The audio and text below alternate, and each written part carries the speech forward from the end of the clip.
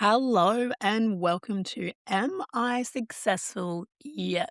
The podcast where we talk about all the pivots to success and look at them through rose colored glasses because no one's life is on a linear trajectory. Everybody has twists and turns, plot twists, and crazy things that happen to them. And people are still successful despite the setbacks. And this podcast explores that. Today, I am going to share with you a book that actually changed my life. And maybe one day I'll have the author come onto my podcast. His or her name, Raphael Giordano. So this person is French. And this book was actually originally released in France, but then has been translated into English. So the book is called Your Second Life Begins When You Realize You Only Have One. And I was reading this in 2020 when, for anyone that's been listening so far, you'll know that life was a bit rough in 2020. Life was a bit rough for 2020 for most of the world. But I had some particularly,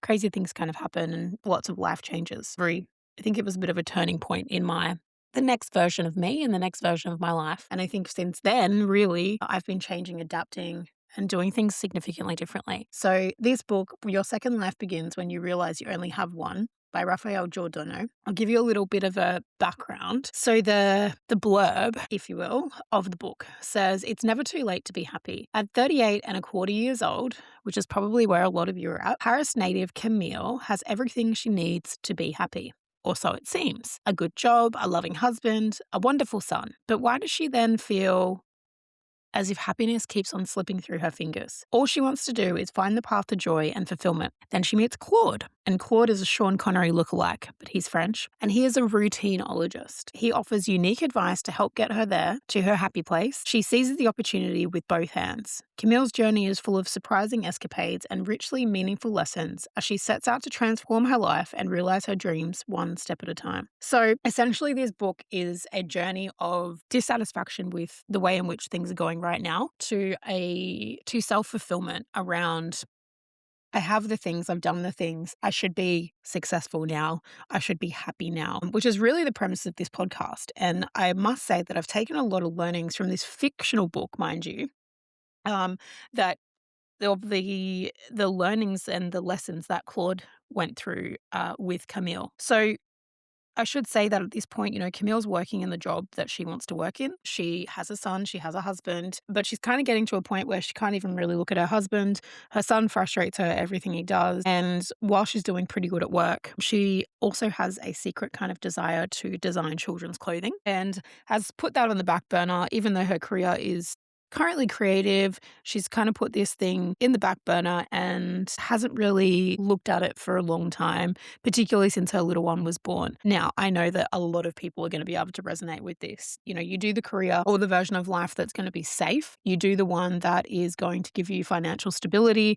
You do the one that your parents told you to do. And then you get to maybe 38 and a half or maybe 39 and 7/8 at where I'm at the moment. And you realize, hold on a minute, is this, can there be more? And I think there's a lot of people in this age group at the moment now questioning that. So this version of life that was sold to us as our generation, as children, was, you kind of grow up, you go to university, you get, you get a profession, you go into the profession, you buy a house, you pay your mortgage, you have children, you pay your mortgage off, you go on a few holidays here and there, and then you die.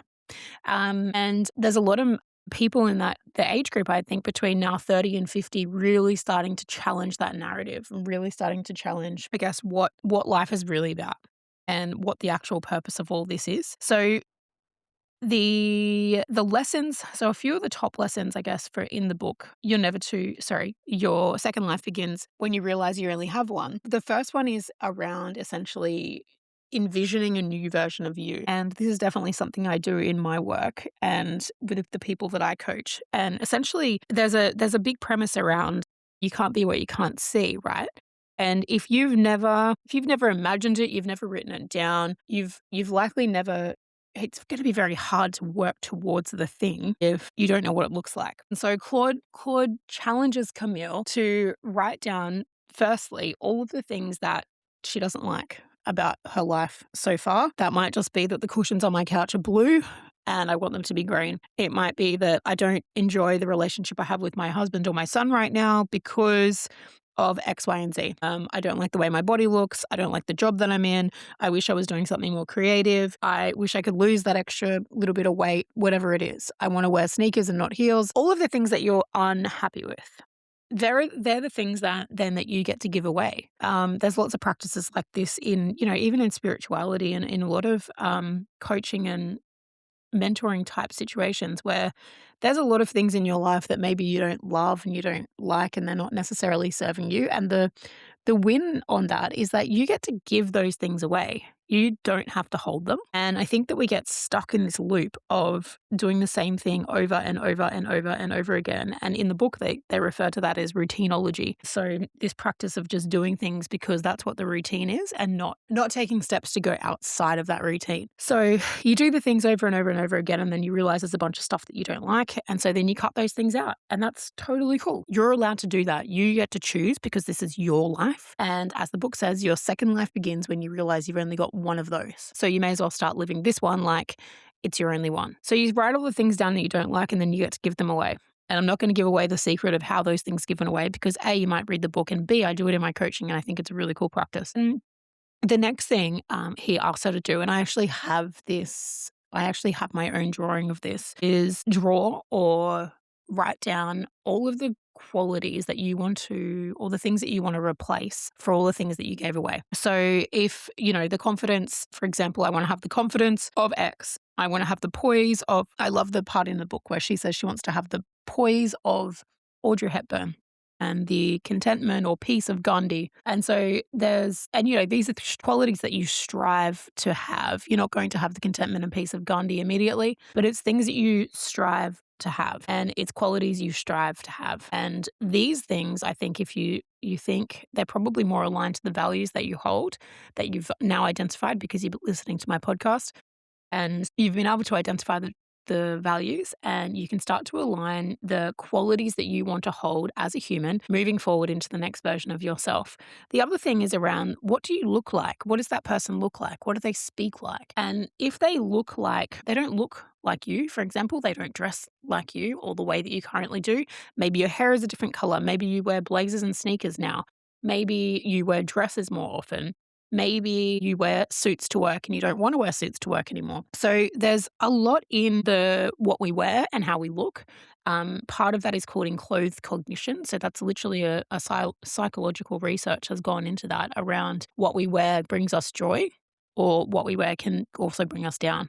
So if we're not happy in the way that we look, and this is, a very human kind of emotion of what worrying about what we look like, but we need to be happy within ourselves. So if we have that enclosed cognition feeling of feeling good, or we picture what we would feel good in, or we pick our kind of top 5 outfits out of our wardrobe and we continue to wear those. And that would be our next, that's working towards that next version where it's like, I only wear these things because they make me feel good. And then the other part of it, if there's a version of you where you want to lose weight or you want to be a bit stronger or whatever it is, write that down. If you can start to, if you have the illustrative ability, start to draw it. Start to map you. What do you look like? How do you sound? What are the things that you say? Are you more confident in meetings? Are you putting yourself forward for opportunities that you didn't necessarily have before? Are you playing with your kids more often as opposed to being frustrated when they, need to get some energy out? What does it look like for you to be that next version of yourself? And then I challenge you to essentially sit with that and try and go and meet that person. Try and go and meet that next version of you and be like, hey, how did you get to where you are? And you start to take those steps. So the first thing is, as I said earlier, throwing away the things that you don't want to hold. The second thing is envisioning the version of you that you do want to be. And this is something that I do in a lot of my work with people. And for anyone that's done my coaching, you'll know. So there's a really good quote in the book, and I'm just going to kind of read this. It's in chapter 14.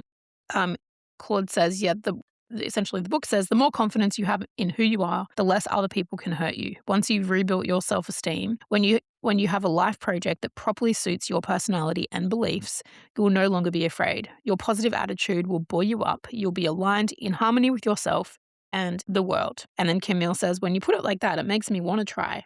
I hope I can sort myself out soon. And so that's kind of in the early stages of her journey when she's kind of deciding who she will be. And the great thing about that is that when you realize you can throw away the things that don't serve you, you can envision and start to build habits or micro habits that lead you to the version that you want to be. More confidence is going to help you live in alignment in a better way, and alignment to your values, alignment to your purpose, alignment to the things that you genuinely believe in and the things that bring you joy.